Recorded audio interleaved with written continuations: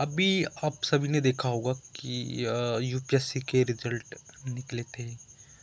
तो उसमें हमें जो एक पैटर्न जो हमें प्राचीन समय से मिलता हुआ आ रहा है, वो है कि भाई अपर कास्ट के लोग सबसे ऊंचे स्थानों पर बैठे हुए हैं। ठीक है, उनके पास रिजर्वेशन भी नहीं है, फिर भी वो बैठे हुए हैं। जैसे आज जो यूपीएससी टॉपर है वो है शक्ति दुबे। मतलब टॉप 10 आप टॉपर उठा के देख लो तो वो अपर कास्ट से ही आपको मिलेंगे। ठीक है, तो आइए जानते हैं इसके पीछे कारण क्या है। तो आज भी भारत के अधिकतर ऊंची सरकारी और प्राइवेट पोस्टों पर ऊंची जातियों का वर्चस्व है। और इस पर कुछ लोग कहते हैं कि जो मतलब डिफेंड करते हैं कि भाई हम हैं, क्योंकि हम मेहनत करेगा वही आगे जाएगा, इसमें जाति कहाँ से आएगी, क्योंकि मेहनत करी है। ठीक है, लेकिन असली सवाल ये है कि क्या सभी को जातियों के बराबर मेहनत करने का मौका मिला है? तो आंसर है नहीं। कैसे?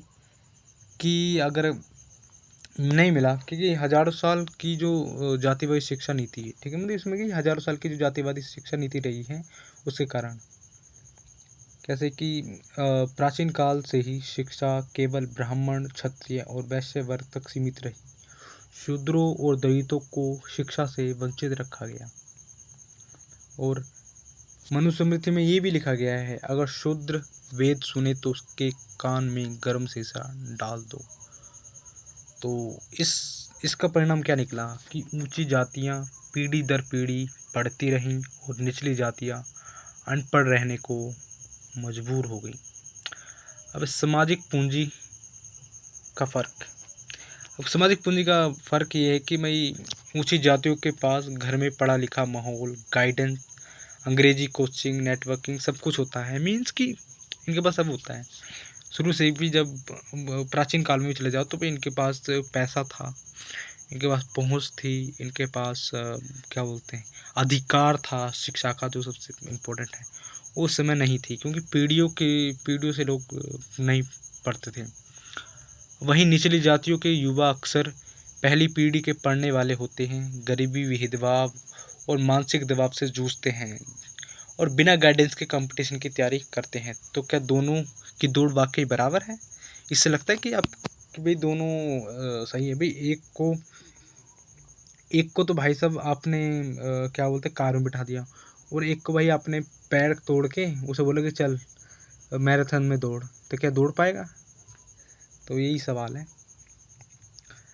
अब रिप्रेजेंटेशन में असमानता, क्या ये सब संयोग है? नहीं। ऊंची जातियां इसलिए आगे नहीं हैं क्योंकि वो जन्म से प्रभावशाली रही हैं। तो कुछ मानते कि भाई ब्राह्मण तो भाई सबसे शक्तिशाली हैं, या उनका दिमाग बहुत तेज होता है, तो इसलिए भाई वो सबसे आगे हैं, क्योंकि उन्हें सदियों तक। अब वो आगे इसलिए हैं क्योंकि उन्हें सदियों तक मौके मिले हैं, साधन और सत्ता उन्हें मिली है।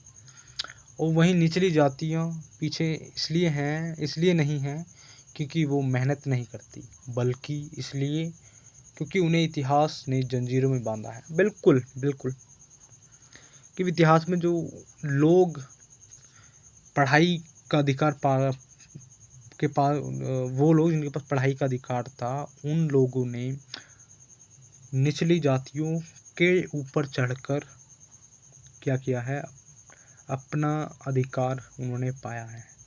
तो भाई, तो ये है एक को दबा के भाई खुद ऊपर उठना, ये रहा है भारतीय समाज में। वह समाधान क्या है? अब हम सॉल्यूशंस क्या देखते हैं। आरक्षण का समर्थन केवल संख्या के आधार पर नहीं, ऐतिहासिक अन्याय के आधार पर होना चाहिए। कि संख्या कितनी है इसके आधार पर नहीं, बल्कि ऐतिहासिक अन्याय के आधार पर, कि इतिहास में कितना अन्याय उनके पास हुआ है।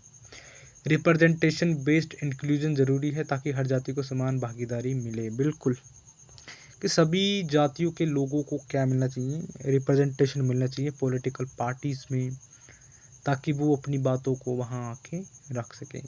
तो हम निष्कर्ष क्या निकालते हैं इसका? अगर ऊंची जातियाँ ऊंचे पदों पर हैं तो ये उनकी मेहनत से ज़्यादा उनके इतिहास की विरासत है। बिल्कुल। और अगर निचली जातियाँ पीछे हैं तो ये उनकी असफलता नहीं, बल्कि बलिदानों और प्रतिबंधों की कहानी है। बिल्कुल। तो यही बात है। आई होप कि आप समझे होंगे कि एक्चुअली में क्या कारण है कि अपर कास्ट वाले हमेशा टॉप पोस्ट पर रहते हैं। धन्यवाद।